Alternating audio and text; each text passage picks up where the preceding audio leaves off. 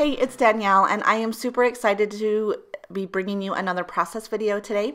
I'm going to be working with my Felicity Jane Tuesdays kit, and I can't even tell you how much I love this kit. It is just so bright and happy and cherry and full of color, and it's just been a joy to work with.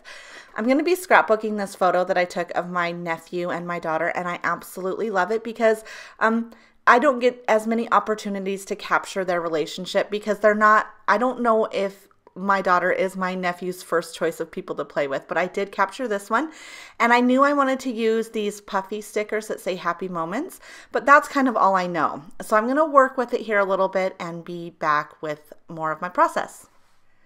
All right, so I have a better idea of where I'm going, and I've made some of my choices, and I've pulled out some of the things in the kit that I think that I might want to work with here, and I have them all ready to go.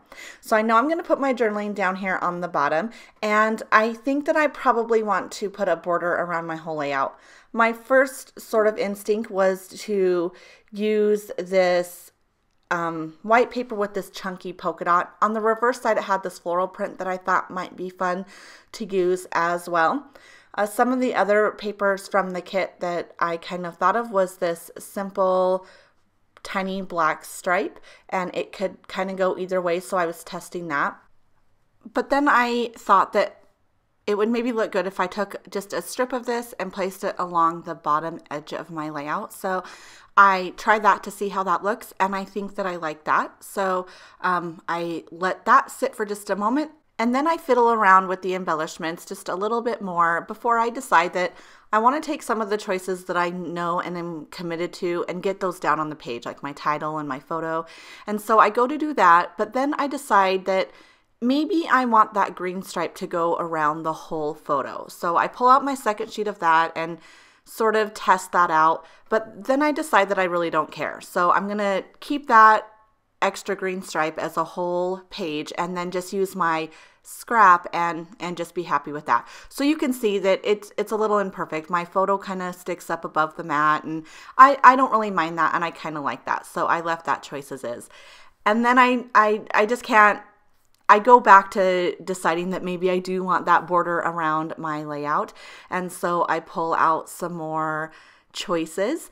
I really, really like the yellow a lot, but on the back of the yellow is the 3x4 cut apart cards. And so I don't really want to use it. I don't want to waste those cards. And so I pull out even more options, and any one of these options would have been okay. All these papers come from the kit, and so they all would have been fine.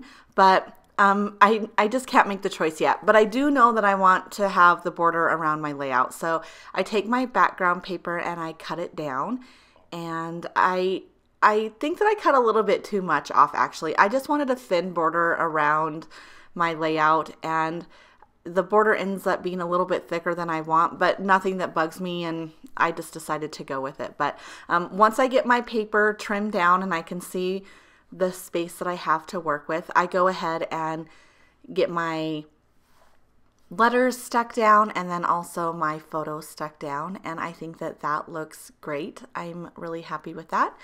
And then I go to stick down my flowers, and I decide that I would maybe want to pop them up a little bit with some foam adhesive.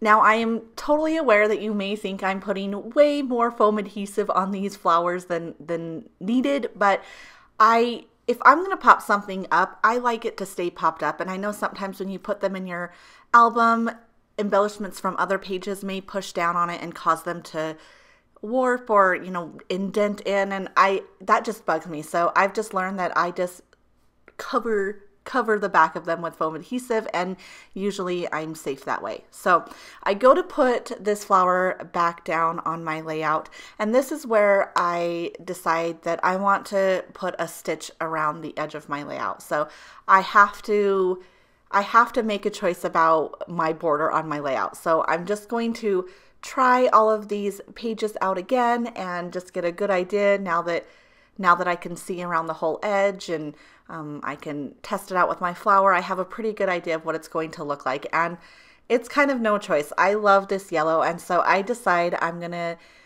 just go for it. So I cut my yellow sheet down, and I am gutting out the center of this page just because yellow is one of my favorite colors. polka dot is one of my favorite patterns, so I don't want to waste any of that paper. So I get everything cut down, and I'm going to stick this layout together, and then I take the whole thing over to my sewing machine and I stitch a simple line around the edge of my layout, and I'm just gonna give you a peek at that right here. I just love the way stitching looks on a layout, and especially on simple ones like this.